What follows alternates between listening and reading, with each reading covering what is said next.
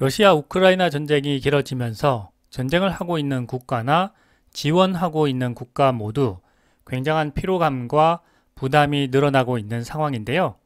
최근 일론 머스크가 우크라이나 군이 스타링크를 이용해서 러시아 잠수함에 드론 공격을 하려는 것에 대해 스타링크를 비활성화해서 논란이 되었는데요. 전쟁을 빨리 끝내고 평화를 찾기를 바라는 마음과 제3차 대전이나 핵전쟁으로 확대되는 것을 막으려는 생각, 그리고 전 세계 산업 생산 공급망을 정상화시키려는 일론 머스크의 뜻대로 전쟁이 하루속히 끝났으면 하는 바람을 저도 개인적으로 가지고 있습니다. 그러나 러시아와 우크라이나는 한치의 양보 없이 계속해서 전쟁을 이어나가고 있는 상황인데요. 원래 휴전이 결정되기까지는 지겨운 국지전이 한동안 지속되기는 하지만 현대전에서 이렇게까지 시간을 끌 필요가 있는지 하는 생각도 해보게 됩니다.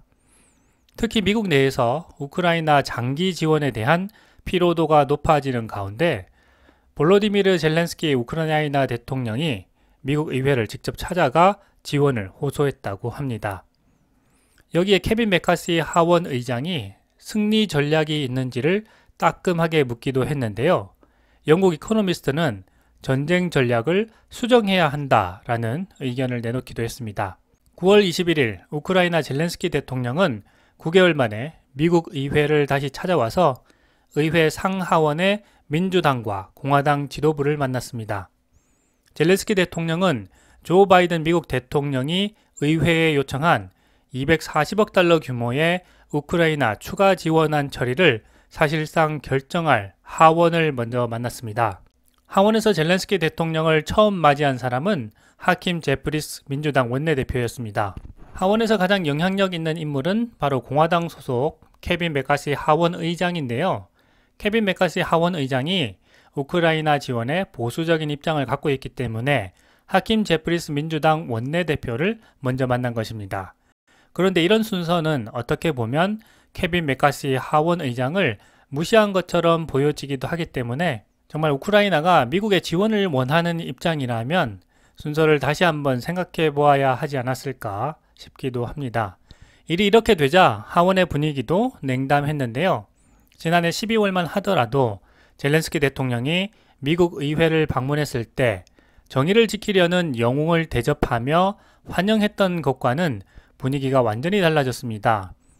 젤렌스키 대통령도 이런 사실을 좀 제대로 인식하고 고통받는 국민들을 생각해서 하루빨리 전쟁을 종결하도록 나섰으면 하는데요.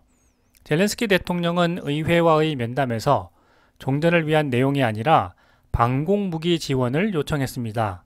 사거리가 300km에 이르러서 전선 후방의 러시아 주요 목표를 타격할 수 있는 에이테크임스 지대지 미사일이 가장 필요하다고 밝힌 것입니다.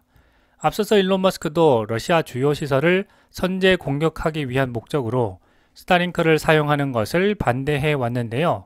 이번 미국 의회를 방문한 젤렌스키 대통령이 타격 무기 지원을 요청하자 미국 의회도 종전 의지가 없는 우크라이나를 계속해서 지원해야 할지 민주당조차도 고민하는 분위기가 되었습니다.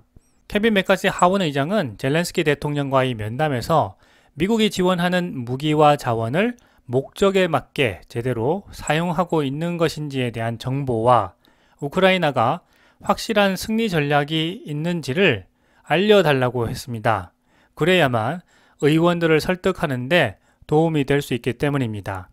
케빈 맥카시 하원 의장 역시 하원 공화당 내 강경파로부터 우크라이나 지원을 중단하라는 압박을 받고 있기 때문입니다. 우크라이나가 종전에 대한 구체적인 의지를 표명하지 않는다면 내년 대선을 앞두고 있는 바이든 정부 역시 우크라이나를 조건 없이 계속해서 지원할 수 있는 명분도 없어지게 되는 것인데요. 공화당 소속인 마이클 맥콜 하원 외교위원장은 젤렌스키 대통령과의 면담 후에 기자들에게 우크라이나 계속 지원에 대해서는 의회가 240억 달러 추가 지원안을 승인할 것으로 보이지만 다만 소모전으로 인해서 전쟁에서 이길 수는 없으며 의원들에게는 우크라이나가 승리할 수 있다는 확신이 필요하다라고 밝혔습니다. 이제 하나둘씩 우크라이나 지원에 대한 전제가 붙기 시작했는데요. 미국 국민들도 무조건적인 전쟁 지원에 대해서는 반대 여론이 높아지고 있는 것도 사실이기 때문입니다. 실제로 공화당 강경파 하원 의원 23명과 상원 의원 6명은 이날 백악관에 우크라이나 추가 지원에 반대하는 서한을 보내기도 한 것으로 알려졌습니다. 의원들 모두가 우크라이나 전쟁 지원에 동의하고 있는 것은 아니라는 것이죠. 상원에서는 척 슈머 민주당 원내대표와 미치 매코널 공화당 원내대표가 함께 나와서 젤렌스키 대통령을 맞이했습니다. 젤렌스키 대통령은 상원 의원들과의 면담 자리에서 우크라이나가 지원을 받지 못하게 되면 전쟁에 질 것입니다 라고 말했다고 합니다. 척 슈머 원내대표가 그렇게 이야기를 전했는데요. 우크라이나가 전쟁 상황을 미국과의 외교에서 무기로 삼고 있는 것 같은 느낌입니다. 제가 그렇게 느낄 정도면 일반 국민들도 그렇게 느끼고 있지 않을까 하고 생각하는데요. 일론 머스크는 이전에 우크라이나의 일은 미국의 일이 아니다 라고 해서 미디어가 떠들썩했던 적이 있었습니다. 미국인의 입장에서 충분히 할 수 있는 말이고 우크라이나가 종전의 의지가 없어 보이는 상황에서 스타링크 위성 인터넷 서비스를 우크라이나에 지원하는 스페이스X 기업 CEO의 입장에서 충분히 할 수 있는 이야기인 것 같은데요. 이것에 또 선악이라는 프레임을 씌워서 일론 머스크를 비난하는 미디어가 많았습니다. 최근 들어 미국의 현실적인 정치가 아니라 표를 위한 미디어 정치가 늘어나면서 미국 국익에 도움이 된다고 볼 수 없는 일들이 많이 일어나고 있는데요. 미국 정부는 젤렌스키 대통령의 이번 미국 의회 방문으로 그동안 추가 지원에 회의적이었던 공화당의 지지를 얻을 수 있을 것으로 기대하고 있다고 했습니다. 토니 블링컨 국무장관은 이날 인터뷰에서 젤렌스키 대통령이 워싱턴을 직접 방문해서 의회와 만나 대화할 기회를 얻었고 지속적인 지지를 확인할 수 있을 것이다 라고 말했습니다. 그리고 우크라이나에 대한 지원을 이어가는 것은 정말 중요한 일이면서 미국뿐만 아니라 다른 동맹국 역시 이 같은 지원을 지속하고 있다라고 강조하기도 했습니다. 영국 이코노미스트지는 이날 우크라이나와 서방은 전쟁 목표를 승리 후 재건해서 장기전에서 버티며 번영하는 것으로 수정해야 한다라고 주장했습니다.